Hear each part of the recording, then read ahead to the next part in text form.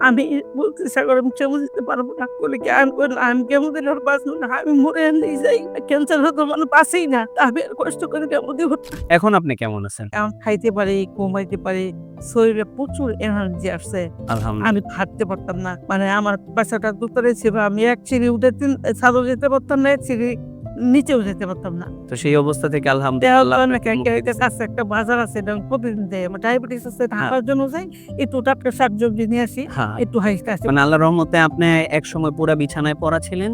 এখন বর্তমানে আল্লাহর রহমতে আপনি নিজে হেঁটে ক্যান্সার তো একদম নাই। শারীরিকভাবে অনেক যেটা তো বলছিলেন শক্তি আছে আলহামদুলিল্লাহ। এখন নিজের যে হেঁটে পাশের বাজার থেকে গিয়ে বাজার করতে পারেন। আসসালামু আলাইকুম ওয়া রাহমাতুল্লাহি ওয়া বারাকাতুহু। আমি ডক্টর মোহাম্মদ আসলাম। বর্তমানে বিশ্বনন্দিত ক্যান্সার চিকিৎসা কেন্দ্র গণস্বাস্থ্য হোমিওতে এজ এ ক্যান্সার চিকিৎসক হিসেবে নিয়োজিত আছি। আল্লাহর রহমতে আমরা আজকে সরাসরি একটা রোগীর কাছে চলে যাব যিনি কিনা ব্রেস্ট ক্যান্সারে আক্রান্ত হয়ে আমাদের এখানে চিকিৎসা আসছিলেন এবং আল্লাহর রহমতে আমাদের এখান থেকে চিকিৎসা করে বর্তমানে উনি সম্পূর্ণরূপে সুস্থ আছেন। চলুন আমরা শুনে আসি ওনার মুখ থেকে কিভাবে উনি আক্রান্ত হয়, কিভাবে চিকিৎসা করেন এবং বর্তমান কি অবস্থাতে আছেন। আসসালামু আলাইকুম। ওয়ালাইকুম আসসালাম আন্টি কেমন আছেন আপনি? আলহামদুলিল্লাহ আল্লাহ ভালো রাখছে। আল্লাহ ভালো রাখছে। আপনার নাম জানি কি? আমার নাম মুসাম্মদ শিরিন আক্তার মুসাম্মদ শিরিন আক্তার। আপনার বাবার নাম কি? আব্দুর রশিদ মন্ডল আপনার মায়ের নাম? জয়গুন বেগম জয়গুন বেগম। আপনি বর্তমানে থাকেন কোথায়? গাজীপুর গাজীপুর। গাজীপুর কোথায় এটা? এটা ডুয়েট গাজীপুর ডুয়েট ইউনিভার্সিটির সাথে মানে ডুয়েট গাজীপুর। হ্যাঁ। কি নামে আপনাকে খোঁজ করলে পাওয়া যাবে? তো আমার ছেলে লিখে হ্যাঁ যে সাগর সাগর ইস্তেক সাগর ইস্তিয়াক সাগর মানে ডুয়েট গাজীপুরে গিয়ে যদি আমরা ইস্তিয়াক সাগর ভাইয়ের নাম ধরে বলি তাহলে আমরা সরাসরি আপনাকে পাবো। পাবো তো আপনি সর্বপ্রথম আমাদের এখানে মানে আপনি এই যে একটা সমস্যা ছিল, কি জানি সমস্যা ছিল আপনার?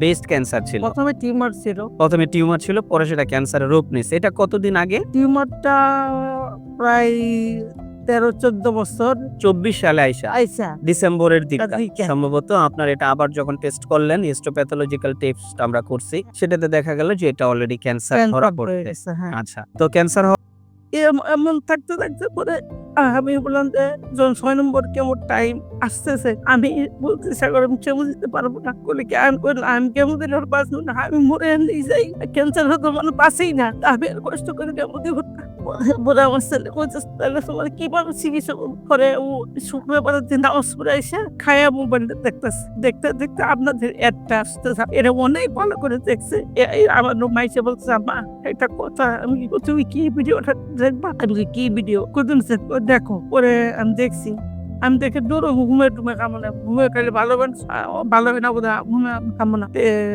আল্লাহর উপরে বিশ্বাস করে চলো আমরা একটু যাই দেখে আসি। আচ্ছা, ওষুধ খাইতে হয় না আগে আমরা দেখে আসি। এটা কত মাস আগে? আজ থেকে 7 মাস 7 মাস আগে হবে। আপনার লাইন চলতেছে জি জি। পরে আমার আম্মা আমার ছেলের বউ আমি আমার ছেলে একটা প্রাইভেট কার নিয়ে আপনাদের এখানে আসছি। আচ্ছা, আইসা পরে সবকিছু জানছি আপনার সাথে কথা বলছি আরো সবাইকে জিজ্ঞেস করছি মানে অনেকক্ষণ জানছি দেখছি পরে দেখা পরে চলে গেছি ওষুধ সেদিন নেই।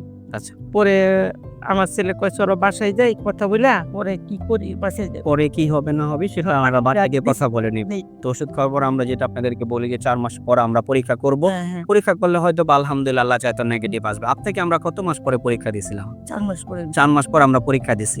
তো আল্লাহর রহমতে আপনি 4 মাস পরে আল্লাহর রহমতে আপনি ক্যান্সার থেকে সম্পূর্ণ মুক্ত আছেন। এখন কি আপনি আল্লাহর রহমতে সম্পূর্ণরূপে ভালো আছেন?